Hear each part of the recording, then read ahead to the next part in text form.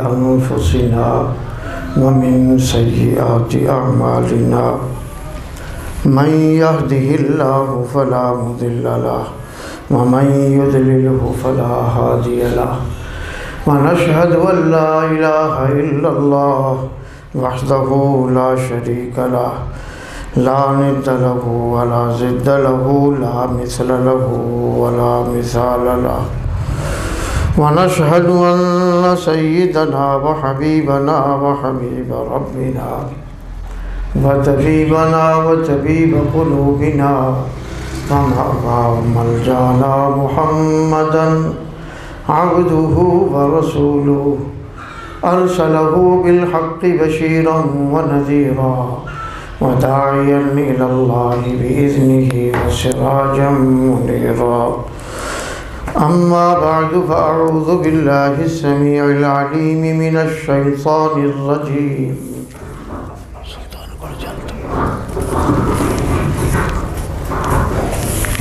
أعوذ بالله من الشيطان الرجيم بسم الله الرحمن الرحيم ما كان محمد أبا أحد من رجالكم ولكن رسول الله وخاتم النبيين وكان الله بكل شيء عليما صدق الله العظيم قال النبي صلى الله عليه وسلم أنا خاتم النبيين لا نبي بعدي أو كما قال صلى الله عليه وسلم وصدق رسوله النبي الكريم ونحن على ذلك لمن الشاهدين والشاكرين والحمد لله رب العالمين إن الله وملائكته يصلون على النبي يا أيها الذين آمنوا صلوا عليه وسلموا تسليما اللهم صل على سيدنا ومولانا محمد وعلى آل سيدنا محمد وبارك وسلم عدد ما خلق من شيء جزا الله عنا محمدا ما هو أهله صلى الله عليه وآله وسلم السلام عليك أيها النبي ورحمة الله وبركاته السلام علينا وعلى عباد الله الصالحين بسم الله والصلاة والسلام على رسول الله صلى الله عليه وآله وسلم ما كان محمد أبا أحد من رجالكم ما كان نہیں ہے محمد صلی اللہ علیہ وسلم ابا باپ احدن تم میں سے کسی ایک کے بھی من رجالکم تم میں سے کسی ایک کے بھی ولیکن لیکن رسول اللہ وہ تو اللہ کے رسول ہے وخاتم النبیین اور خاتم النبیین ہے وکان اللہ بکل شیء علیما وکان اللہ اور ہے اللہ بکل شیء ہر چیز سے علیماً پوری طرح باخبر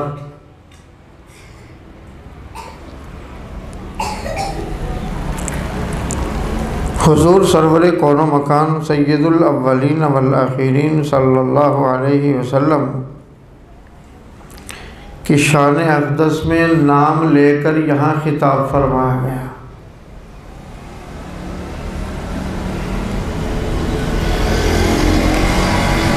اللہ عز و جل نے اپنے محبوب پاک صاحب الاولاق صلی اللہ علیہ وسلم کی ختم نبوت کا اظہار اور ذکر فرمایا کہ میں نے ان پر نبوت کو ختم کر دیا ہے۔ ابا احدن ابا باپ احدن ایک کے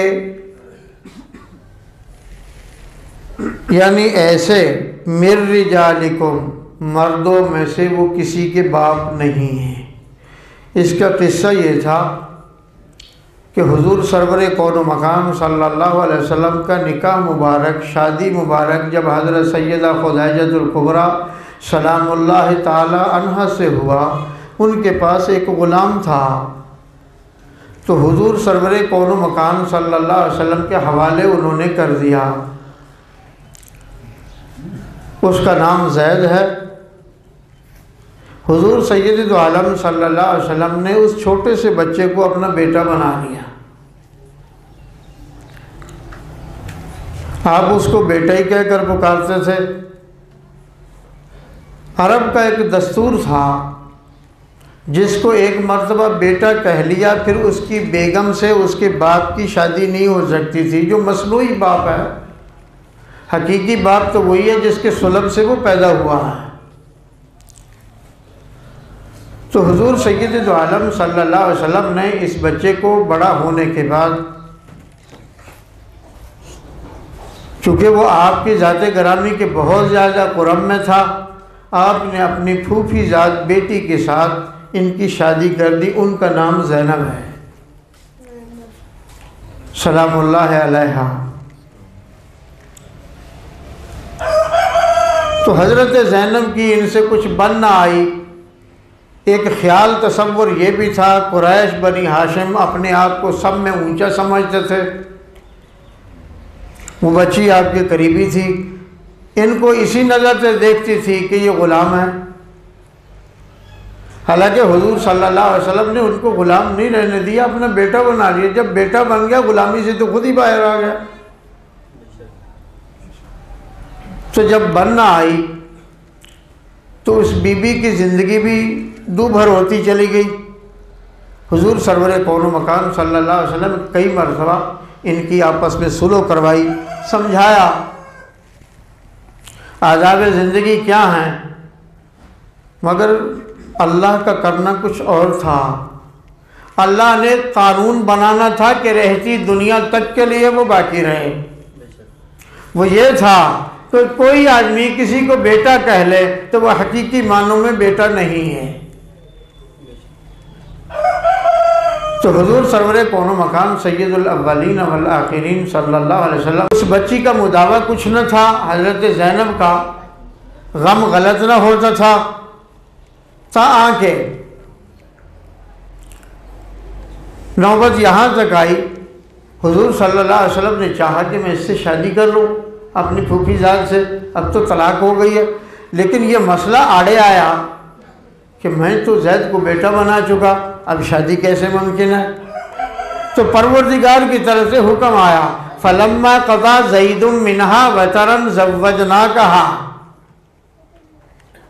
فَلَمَّا قَضَى زَيْدٌ، جو حضرت زینب کے ساتھ حضرت زید کی شادی ہو چکی تھی، اس کا قصہ اللہ نے بیان کیا۔ اور اللہ کی قدرت دیکھو، قرآن نے اصحابہ میں بڑے بڑے اصحابہ گزرے ہیں، کسی کا نام نہیں لیا، حضرت زید کا نام لیا۔ تو یہاں اللہ تعالیٰ نے یہ مسئلہ بھی بیان کر دیا۔ حضرت زید کا کسی وقت پھر تفصیل سے ذکر کروں گا۔ اللہ نے یہ قانون توڑنا تھا، زبان سے جس کو بیٹا کہا وہ حقیقی معنوں میں بیٹا نہیں ہے۔ تو اللہ کا امر آیا، حضرت زینب سے حضور صلی اللہ علیہ وسلم کی شادی ہو گئی۔ تو یہ اللہ تعالیٰ کی قدرت کا کرشمہ ہے کہ اللہ تعالیٰ نے رہتی دنیا تک کے لیے ایک قانون بنا دیا، ورنہ وبال جان ہو جاتا۔ بہت ممکن ہے کل جائیداد میں سے حصہ بھی دینا پڑتا۔ ہمسائیگی میں